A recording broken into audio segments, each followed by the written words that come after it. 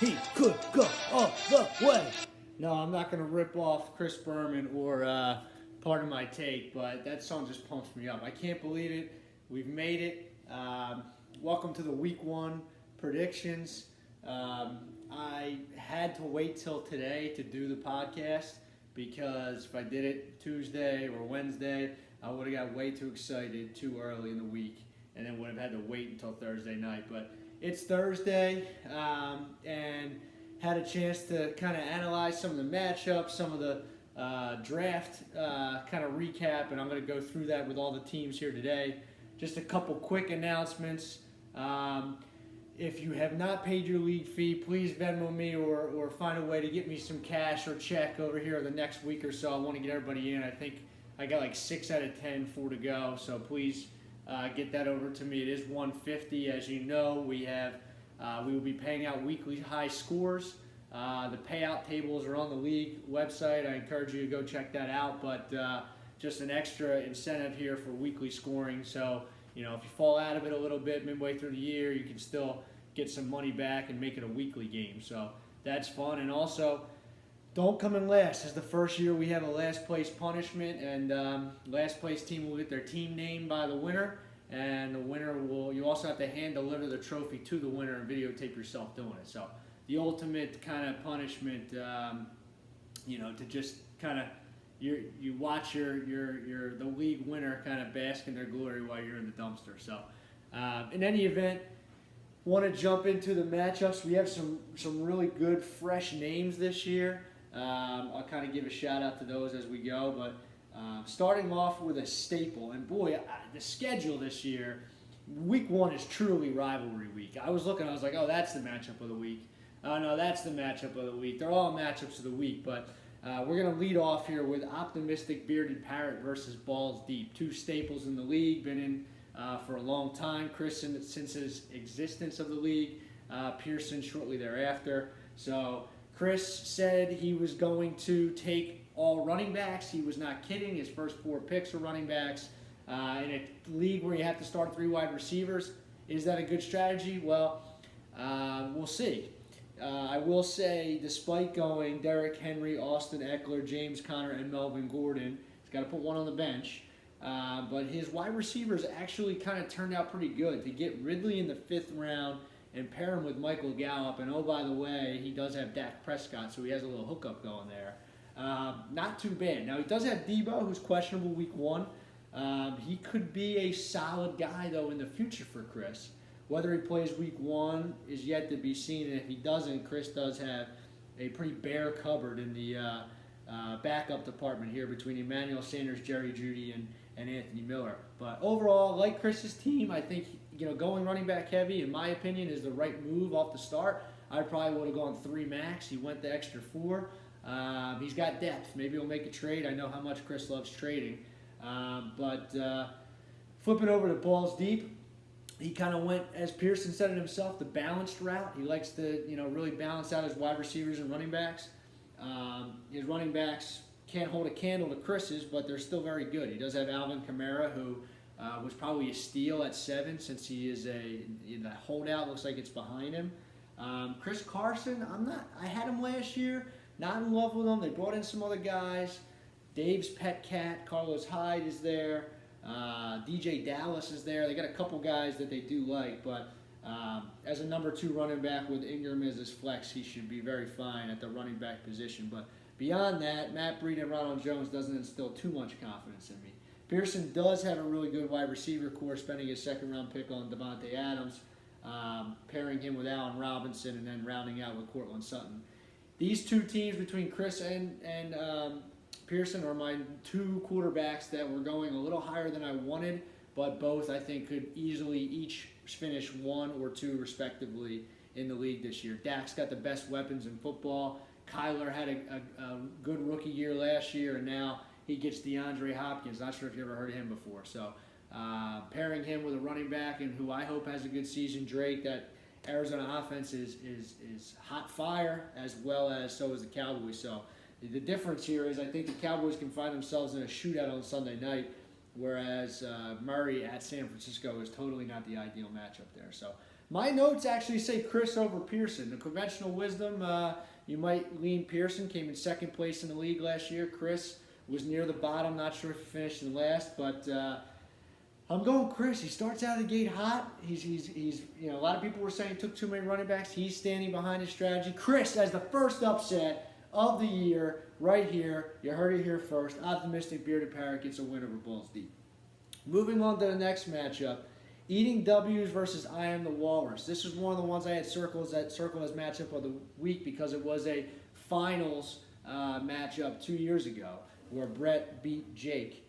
And Brett, 2 years ago he won with Patrick Mahomes, so he said, let me get a quarterback and let me get Lamar Jackson. The big difference was he got Mahomes in the 15th, 16th round, at least double digits. This year he had to take Lamar in the first round. So that does hurt the rest of your team. But I got to tell you, I really do like his supporting cast despite having, taken such a high pick on Lamar. I would say I do like Higbee at tight end. Thielen, Robert Woods, and DJ Chark. That's a very strong wide receiver core. I think I would go out and say he is weak at flex. Kareem Hunt could have a good year. They're talking about putting him in the slot. I don't love him, but he could give Brett some points out of the flex. I've just seen some stronger flexes. So, and then you have Joe Mixon and David Johnson at the running back position. DJ's a total wild card. He plays tonight. I know for Brett to get off to a good start, he's going to need a nice matchup from him. We'll see. I really don't know what to think about him. But flipping the script to Jake, he must have read a different article than Chris. Chris drafted 4 running backs off the board in a row. Jake went 3 wide receivers, and he's first running back off the board, Todd Gurley. I love Todd Gurley, but he's wearing different colors this year, and he's got a bad knee. So Atlanta, maybe his best days are behind him. Probably he could be a steal as a 4th-round pick. But unfortunately for Jake, well, let me start with the fortunate news. Julio and Michael Thomas, that's an unbelievable combo to have on your team. But his 3rd wide receiver off the board, Mike Evans, who I had been a little bit down on, I'm now super down on. He's probably not going to play week 1. So that does suck for Jake. He might have to sneak. He already snuck Crowder in his lineup, who might not be a horrible pick, with some other options in Jets area here that are banged up. He also he might have to sneak in like a Latavius Murray or a Sony Michel kind of guy. So that's tough week 1. But I gotta say, despite that, that's why I'm wearing this jersey. Despite that, I really like Jake's matchups. Russell Wilson against the Falcons, Todd Gurley against Seattle has a nice start to get him going. Michael Thomas against Tampa Bay. You throw Julio in there. Even if Evans doesn't play, I'm going to give the edge to Jake. I think DJ stumbles out of the gate a little bit. I think Mixon has a tough matchup against the Chargers. And let's see what Lamar does. I'm down on Lamar. Tough matchup. Well, not tough matchup. Decent matchup against Cleveland, but I like him in a matchup more where he has to put up some fireworks. They could handle Cleveland and hand the ball off to one of their 6 running backs that they have. So I'm going to lean Jake to beat Brett here in week 1. Moving to the next matchup, this is another big matchup for matchup of the week, candidate for matchup of the week. You got Pearson's hairline. That would be Kevin versus Kisses from Brady. Some other new team names I forgot to mention. Jake, I Am the Walrus, great team name. Love the picture. Also, so jumping into this matchup, 2 teams that are super balanced. 2 teams that prioritize running back and wide receiver. I'll run through them real quick. McCaffrey, Sanders, and Jonathan Taylor for Kevin. He also has David Montgomery on his bench. It's a really good 4, probably second to Chris, who we just mentioned, his backs. And then you got DeAndre Hopkins, Odell Beckham Jr., Stephon Diggs at the wide receiver position. And oh, by the way, he's got A.J. Green and Christian Kirk on his bench. So very solid for Kev. Waited for quarterback. Still got Drew Brees. He's fine there. Hayden Hurst, wild card at tight end, rounds out a good team. Zach on the other side, same thing. Priority. Saquon Barkley, Aaron Jones, first 2 rounds. That was my strategy. Get the running backs, worry about everything else. That was not Jake's strategy. That was Chris's strategy. Just worry about running backs. Chris Godwin, love him as a number 1, especially with Evans hurt. That's just great. Cooper, not high on him. Fell to Zach, had to take him. A.J. Brown had a breakout season last year, now in flex He rounds it out with T.Y. Hilton. He's got Brady at quarterback. Two very strong teams. Zach, the returning champion. Looking at these matchups, I don't love Saquon's matchup against Pittsburgh. I think, how could you like that matchup? I don't love Cooper being banged up. I don't know what to expect from him. And the other giant that Zach has, Evan Ingram, who I do like this year, and you got to play him while he's healthy, against the Steelers. I just don't love that either. So flip the script. I just think Christian McCaffrey is just such an advantage. I mean, he's going to have a great season, great game against the Raiders at home. Sanders is banged up. It looks like he's going to play. He's got the Redskins on deck. I'm going to lean Kevin. This is probably the closest matchup of the week. ESPN thinks so too. It's about a point or so difference. I'm going to lean Kevin to knock the champion a post or so down here. Coming into the season, riding high. Zach comes out, starts the season with a loss. Moving on to what I will call officially the matchup of the week. You got one brother-in-law in Millville. You got another brother-in-law in the Carolinas. And Team Bertolot going against the Millville football team, another new name. Ott was playing possum on the draft, keeping quiet, didn't know if he could hear us, and he had a pretty damn good draft. He got the second pick in the league, same as he got last year was the second pick in the league. He gets Ezekiel Elliott, phenomenal pick. He then went the tight end route and got Travis Kelce, which I really do like. He plays tonight. I know Ott's hoping for some big things. He also has Tyreek Hill, another Chief, playing tonight. And then, Raheem Mostert, he was another guy I was targeting. If you missed some running backs in the beginning, I think he could have a good season. They do have some backs, but they seem to like Mostert. So rounding out with Jarvis and Edelman, we'll see what Edelman can do with Cam. But speaking of Cam, Ott has Cam Akers on his bench. He could be a difference maker. He also has Darrell Henderson. So one of those guys wearing gold should be able to produce for him at some point in the league this year. Terry's team has a lot of guys I like. I know Terry likes Nick Chubb. People were scared of him because of Kareem Hunt. I like Nick Chubb. He was Pro Football's #1 running back rated last year. He had 1,500 yards, a great running back. He has Dalvin Cook. Injury concerns. While he plays, he's a beast. He's a top 3-4 guy when he plays. He's healthy week 1. They're going to feed him the ball. Josh Allen was one of my favorite breakout quarterbacks this year. I wanted to take him. Terry took him early. It was a good pick. I know Terry's monitoring Kenny Galladay's health. I love Galladay. Seems like he got an injury this week during practice. He might have to sneak somebody in his lineup to make up for that. Love DJ Moore with Teddy Bridgewater. He's got Mark Andrews at tight end. Doesn't match up with Travis Kelce, but he's damn close. And then Will Fuller, sneaky good flex play. Cooks is questionable. The Chiefs are going to put up numbers. He has the rapport with Watson. I have on my card written down that I'm going to pick Terry in this matchup. Looking at it, I want to flip to Otley because of the Galladay uncertainty. And I do think Thursday night that Ott's going to get a ton of points from Tyreek Hill and Travis Kelce. I'm going to flip it. I'm going to go with Ott. When I predict you to win, you usually lose. Let's see if I can change that this year to 2020 Sportsbook. I'm going to go with Otley. I'm going to change it on my card right now. That's what's great about this podcast is that I look at the matchups. I see it differently every time. So Ott over Terry. And that brings me to another candidate that could be the matchup of the week. My dad and myself. Both of us missed the playoffs last year, barely. We were edged out.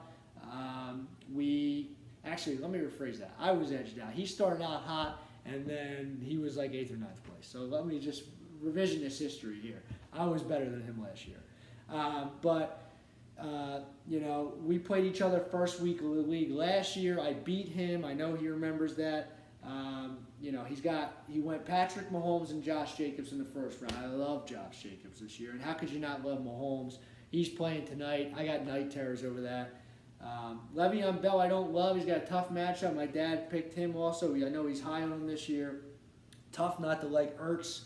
He's the only guy standing there, and it seems to be healthy for the Eagles. My dad also has Metcalf, Keenan Allen, and Devontae Parker, 3 really solid wide receivers. I think he took Metcalf a little soon, but he could be a top 5 receiver this year potentially and really overtake Lockett for that step. Marlon Mack was a sneaky good pick. I think he could be good to start the season. Kev's hoping Jonathan Taylor takes over sooner rather than later, but I guess we'll see. So, my team, I stuck to a strategy. I didn't want pick 6, but I said, let me take Clyde Edwards-Helaire. It worked out for me a few years ago when I took Zeke in the first round.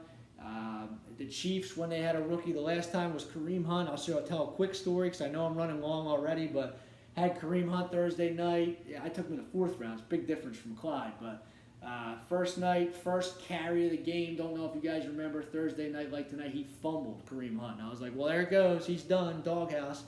They put him in the next series. I think he had like a 75-yard touchdown catch. He had 2 other long touchdown runs. It was like the best Thursday night ever. I think every Thursday night since then has sucked. So I'm trying to bring back, rewind the clock. Let's hope Clyde Edwards-Helaire, go Tigers. LSU product. Love Joe Burrow. Love Coach O. Love Clyde Edwards-Helaire. Let's see what he can do. Paired him with Drake. Don't love Drake. Also, Rich Dott has these 2 running backs in another league. Me and Pearson joke you want guys on Rich's team because they always seem to do well no matter what. Drake, tough week 1 matchup. Cooper Kupp, love Cooper Kupp. Thought he was going too late in drafts. Terry McLaurin, Scary Terry, love Scary Terry. Hollywood Brown's a wild card. He gained 13 pounds and he still weighs less than me somehow. So I hope he can do well. And I did take Kittle earlier. I wanted to prioritize tight end. So we'll see what George Kittle can do, or as the PMT folks call Greg Kittle. My weakest position is quarterback. Got Stafford late. Love him. Tough week 1 matchup. I'm going with Big Ben. They say he's out there slinging the ball. Let's see what he can do. The numbers say that Dean is going to win this game. He has Patrick Mahomes tonight. I am terrified of that. Please run with Helaire and get a ton of touchdowns. Give me a good start. I need to beat my father in this week 1 matchup. What's the prediction? Let me show you. This is the prediction.